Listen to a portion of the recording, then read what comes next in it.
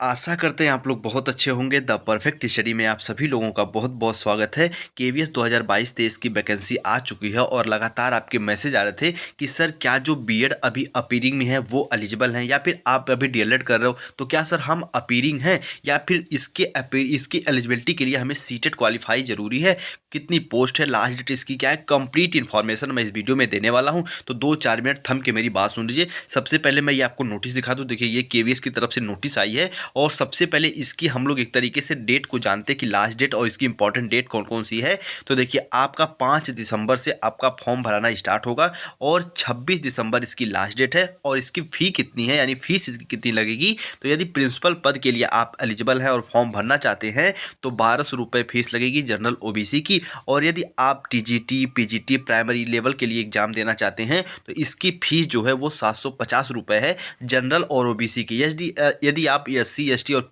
Physical handicap से हैं तो आपका एक भी पैसा नहीं लगेगा। इतना इसके बारे में आप सभी लोग जानते रहिएगा। अब हम लोग बात करते हैं इसकी एलिजिबिलिटी के लिए। तो पोस्ट वाइज इसकी एलिजिबिलिटी है, आइए एक एक पॉइंट को हम लोग समझते हैं। सबसे पहले अगर बात करें हम लोग प्राइमरी लेवल की, तो देखिए प्राइमरी लेवल में ये टोटल पोस्ट है, इसका स्क्रीनशॉट आप लोग ले लीजिए। और प्राइमरी लेवल के लिए एलिजिबल कौन होंगे, तो आप भैया आपका यानी 12वीं कक्षा में यानी 10+2 50% साठ के साथ आप पास होने चाहिए और साथ में आपका सीटेट एग्जाम निकला हुआ हो तो आप एलिजिबल हैं। और इसमें बीएड और डीएलएड दोनों स्टूडेंट भर सकते हैं, लेकिन कंडीशन ये है कि जो बीएड वाले स्टूडेंट हैं ये प्राइमरी के लिए एलिजिबल होंगे या नहीं होंगे, ये सुप्रीम कोर्ट के आदेश पर ये आधारित होगा। ठीक है, इतना इसके बारे में जानते रहिएगा। और यकीन मानिए बीएड प्राइमरी से बाहर नहीं होगा। इसमें बस ये लिख दिया कि जो सुप्रीम कोर्ट का डिसीजन होगा वही लास्ट में मान होगा कि बीएड वाले प्राइमरी में रहेंगे या नहीं रहेंगे। ठीक है, तो इतने आप लोग जानते रहिएगा। जो बच्चे सीटेट का एग्जाम क्वालिफाई कर लिए हैं वो इसके लिए एलिजिबल हैं, अपीयरिंग वाले इसके लिए एलिजिबल नहीं है। इतना इसके बारे में आप लोग जानते रहिएगा। ठीक है,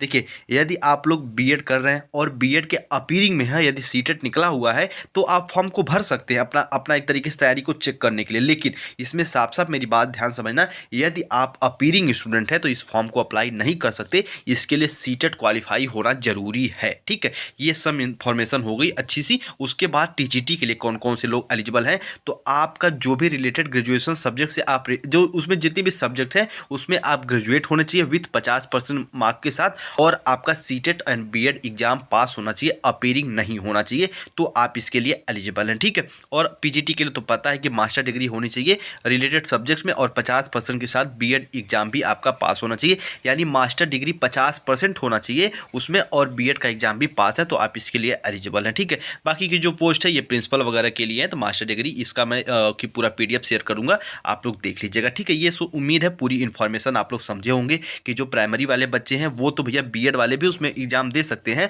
लेकिन वो फाइनल डिसीजन जो है सुप्रीम कोर्ट के आदेश पर ही होगा। यदि सुप्रीम कोर्ट बीएड को बाहर कर देता है तो आप बाहर रहेंगे, यदि अंदर करता है तो अंदर। लेकिन यकीन मानिए प्राइमरी वाले बाहर, बीएड वाले प्राइमरी से बाहर नहीं होंगे। ठीक है, उम्मीद करते हैं बच्चे पूरी इन्फॉर्मेशन को आप लोग समझे होंगे। और इसकी लास्ट डेट जो है वो 26 दिसंबर है। अब उम्मीद करते हैं आप लोग पूरी बात को समझ गए होंगे और अच्छे से मन लगा के आप लोग पढ़ते रहिए। सीटेट का एग्जाम भी आपके नज़दीक है, अच्छे से तैयारी करते रहिए। चैनल पर नए हैं तो सब्सक्राइब करके जुड़ जाइए। टेलीग्राम चैनल से नहीं जुड़े हैं तो टेलीग्राम चैनल की लिंक डिस्क्रिप्शन में मैं दे दिया हूँ। The perfect study Telegram channel से जुड़ जाइए। लगातार सीटेट की क्लासेज भी होती हैं, आप प्लेलिस्ट में जाके एक एक क्लास को ज्वाइन कर सकते हैं। ठीक है, चलिए उम्मीद करते हैं पूरी बात को समझोगे। मिलते हैं हम लोग अपनी अगली क्लास में। सभी को जय हिंद, जय भारत।